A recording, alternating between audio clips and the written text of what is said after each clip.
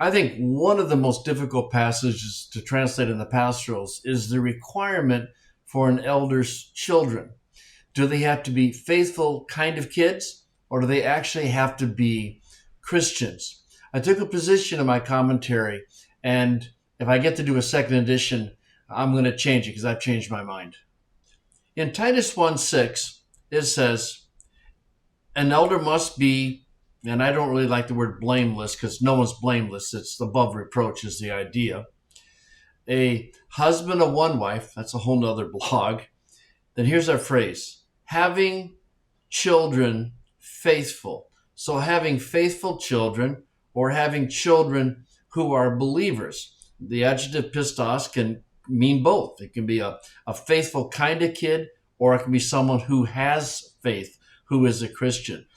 And if you look at the different translations, you can see that they're all struggling with this. The NIV, children who believe, footnote, children are trustworthy.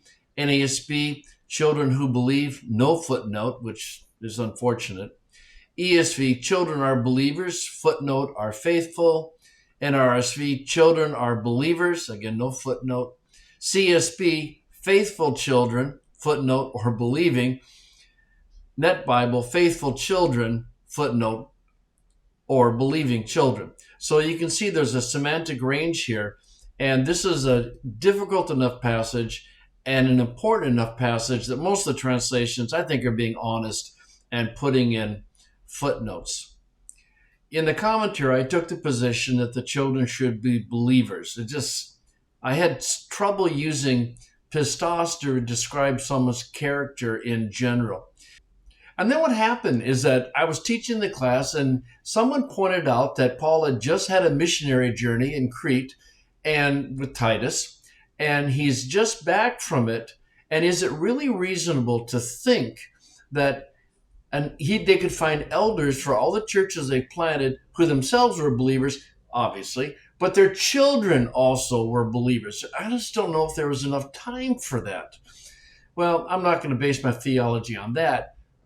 So I went back and I looked at the parallel passage in 1 Timothy 3. And in verse 4, it says, managing his own household well.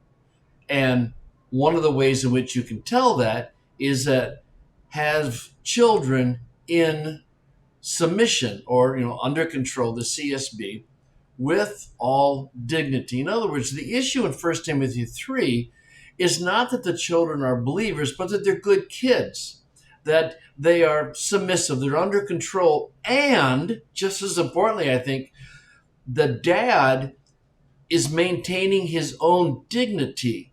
He's acting in a respectful way when he works with his children. When you go down in the chapter, you get to verse 11, and there's a discussion as to whether the wives here are the wives of the deacons or their female deacons. Again, that's another issue. But notice again, the use of pistos has to do with character, faithful in all things. Not that they're believers, but that they're faithful kind of people. Verse 12, deacons should manage their children and their own households well. Manage their children well.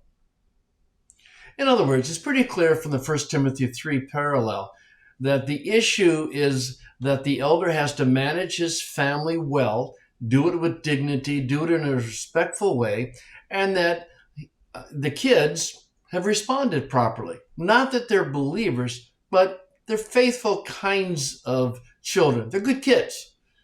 And that's, I think that's probably what is going on in Titus 1.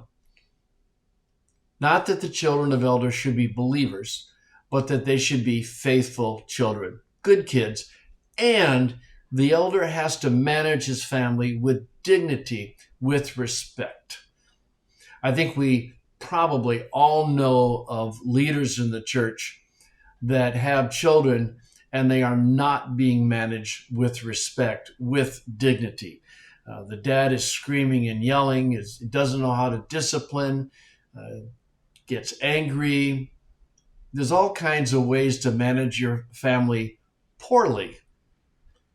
These elders have to manage their family well.